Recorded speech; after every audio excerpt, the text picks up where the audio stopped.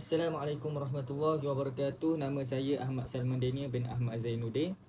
Nombor matrik 074089. Jadi pada hari ini saya akan menerangkan berkaitan dengan pengajaran pada abad 21 iaitu bertajuk Learning Trios ABC. Jadinya itulah tajuk saya pada hari ini, Learning Trios ABC. Jadi sebelum kita masuk kepada tajuk itu, jadi apa itu PAK21? PAK21 ini merupakan pembelajaran.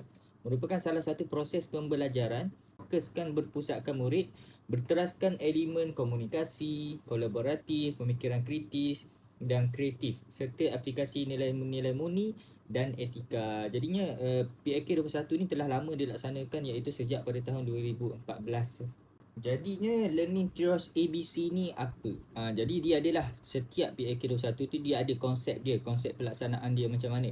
Jadi untuk konsep Learning Trios ABC ni, dia lebih kepada satu kaedah pengurusan perbincangan dalam kalangan murid. Iaitu contohnya pelajar A.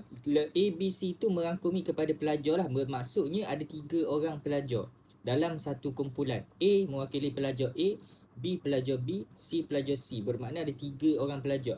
Okey, jadi kaedah dia, konsep dia adalah pelajar A bercakap.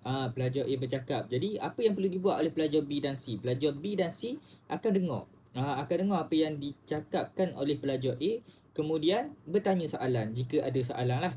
Jika ada soalan, bertanya. Dan apabila pelajar A bercakap tu, pelajar B bukan sekadar mendengar dan bertanya soalan, tetapi dia juga akan mencatat.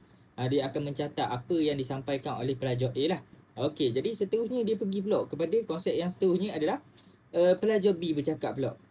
Tadi pelajar A, sekarang ni kita pergi kepada pelajar B pula yang bercakap, iaitu pelajar B bercakap, pelajar A dan C mendengar dan bertanya soalan. Pelajar C pula, pelajar C bercakap, pelajar A dan B bertanya soalan. Jadi bukan sekadar tanya soalan dan juga dengar sahaja, tetapi murid juga perlu membuat catatan. Jadi cara pelaksanaan Learning Trios ABC ni macam mana pula? Jadinya contoh Learning Trios ABC ni contohnya. Nak laksanakan Learning Trios ABC. Jadinya lepas habis belajar tu, dia buatlah Learning Trios ABC. Dia bahagikan kepada 3 kumpulan. Jadi bahagikan kepada satu kumpulan tu ada 3 orang. Tapi sebelum melaksanakan Learning Trios ABC ni, semestinya lah seorang guru tu perlu mengenal pasti murid dia ni macam mana. Janganlah tiba-tiba kita main talk terlalu random sehinggakan dalam satu kumpulan tu 3 jenis pasif. Jadi bermasalah lah jika 3 tu semua yang jenis slow atau sebagainya. Jadi akan berlaku masalah dalam grup ni nanti. Jadinya bila dah bahagi kepada grup 3 orang, bagi kepada 3 orang satu grup, jadinya macam saya bagi tahu tadi seperti konsep dia, iaitu pelajar A akan menerangkan, pelajar A akan terangkan apa yang dia belajar tadi tu, contoh yang dia belajar. Okey, jadi takrif untuk korban ni sekian contohnya. Lepas tu pelajar B dan C dengar, kemudian catat. Dengar dan juga catat. Bukan sekadar dengar sahaja. Sebab apa? Bila dengar saja dia akan keluar balik telinga kiri, masuk telinga kanan, keluar telinga kiri. Jadi catat untuk bagi lagi ingat. Lagi ingat. Jadi sebelum kita dengar, kita catat, kita tengok dan sebagainya, jadi lagi ingat lah. Jadi pelajar A terangkan, pelajar B dan C dengar, catat, dan jika ada soalan boleh tanya soalan. Kemudian pergi pula kepada pelajar B. Pelajar B faham macam mana pula? Pelajar B faham macam mana? Pelajar B terangkan. Jadinya itulah. Jadi pelajar A dan C pula dengar dan juga tanya soalan jika ada soalan. Jika ada rasa bercanggah ke, kenapa kita tak sama ni kefahaman kita, contohnya. Jadi lepas tu dia pergi pula kepada pelajar C. Pelajar C pula yang akan beri penerangan apa yang dia faham dan sebagainya. Lepas tu catat serta tanya soalan jika ada sebarang soalan lah. Dan tugas guru pada masa itu adalah membuat pemantauan. Jadi kena pantau. Bukannya cikgu makna kata cikgu lepas tangan. Tidak. Cikgu ni sebagai orang panggil pemantau lah. Pemantau ataupun facilitator, pembimbing. Jadi bukan cikgu makna kata cikgu bagi Learning Trios ABC ni cikgu boleh duduk dekat meja guru, boleh baca surat khabar. Tidak sama sekali. Jadinya guru tu perlu buat pemantauan, pusinglah keliling tengok betul berlaku tidak perbincangan, berlaku ke tidak perbincangan dalam grup ni lah. Sebab tu apabila dilaksanakan PAK21 ni, macam saya bagi tahu apa itu PAK21 pada awal tadi, dia ada nilai-nilai murni yang akan diterapkan kepada pelajar. Contohnya tadi duduk dalam grup, dia ada komunikasi. Jadi ada nilai-nilai murni tu, pelajar ni boleh berkomunikasi, boleh bercakap. Lepas tu berani bertanya contohnya. Jadinya bila tak ada ada orang panggil was-was ataupun perbezaan pendapat, dia boleh tanya. Sebab bila pelajar bersama dengan pelajar, dia lagi orang kata berani lah untuk tanya. Dia akan lagi berani nak tanya, lagi yakin untuk bertanya tau. Kadang-kadang pelajar ni ada yang jenis takut nak tanya pada cikgu. Yang itulah orang kata kelebihan dia tau. Jadi pelajar ni akan berani bertanya. Jadi apabila ada soalan yang tidak mampu dijawab oleh dalam kumpulan dia, dia boleh bertanya kepada guru. Sebab guru ini sebagai facilitator, dia pusing-pusing sebab tu cikgu tak boleh hilang. Masa laksanakan learning trios ni, cikgu tak boleh lari pergi minum kopi ke, tak boleh. Dia tak boleh kena duduk dalam kelas. Jadinya bila pelajar tak faham, pelajar boleh tanya kepada guru, tak ada sebarang masalah. Jadinya dalam tu juga ada nilai murni bekerjasama dan juga fokus. Fokus sebab apa? Dengar apa yang kawan dia cerita, dia catat, dia tulis dan sebagainya. Jadi ada nilai-nilai murni yang diterapkan pada learning trios ABC ni. Sebab tu PAK 21 ni sangat menekankan kepada nilai murni, keberanian dan sebagainya lah.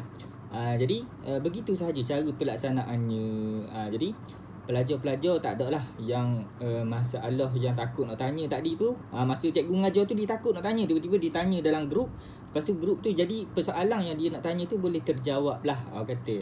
Macam gitulah yang saya faham sedikit tentang cara pelaksanaan learning trios ABC. Jadi kesimpulan dia 3 orang satu grup. 3 orang satu grup. Tu je. 3 orang satu grup. A bagi penerangan, B, C dengar dan juga tanya soalan jika ada soalan, serta catat, B dan begitulah seterusnya. Okey. Jadinya ada beberapa kelebihan untuk learning trios ABC ni. Yang pertama, dapat menarik gaya pembelajaran mereka. Yang kedua, guru boleh menyemak apa yang dikekalkan oleh pelajar melalui soalan-soalan yang timbul. Jadi guru boleh tengok apa yang pelajar faham, apa yang pelajar tidak faham. Yang seterusnya adalah pelajar mempunyai kecenderungan untuk terus menempuhkan pembelajaran akademika untuk menjawab soalan. Pelajar mungkin berasa lebih selesa bertanya soalan semasa perbincangan antara pelajar. Ya, betul. Jadi pelajar ni, sesama pelajar, dia akan lebih selesa lah untuk bertanya soalan. Sebab kadang-kadang ada setengah tu yang takut nak tanya kepada guru. Jadi bila dalam kumpulan ni, dia lebih selesa. Okey, jadi kelemahan dia, ada beberapa kelemahan juga, iaitu pelajar yang lemah dalam kemahiran mengambil maklum balas akan menghadapi masalah memahami apa yang mereka perlu ingat. Ada jenis pelajar yang jenis slow lah, jadinya dia ada masalah lah untuk memahami apa yang mereka perlu diingat. Sebab tu dalam ni perlulah diberi penumpuan untuk, sebab tu kita disuruh untuk catat dan sebagainya bagi mengelakkan benda ni lah. Jadi setengah pelajar mungkin berasa tidak selesa berada di tempat pembincangan. Ada juga pelajar-pelajar yang jenis pasif ataupun jenis tidak pandai bergaul dan sebagainya.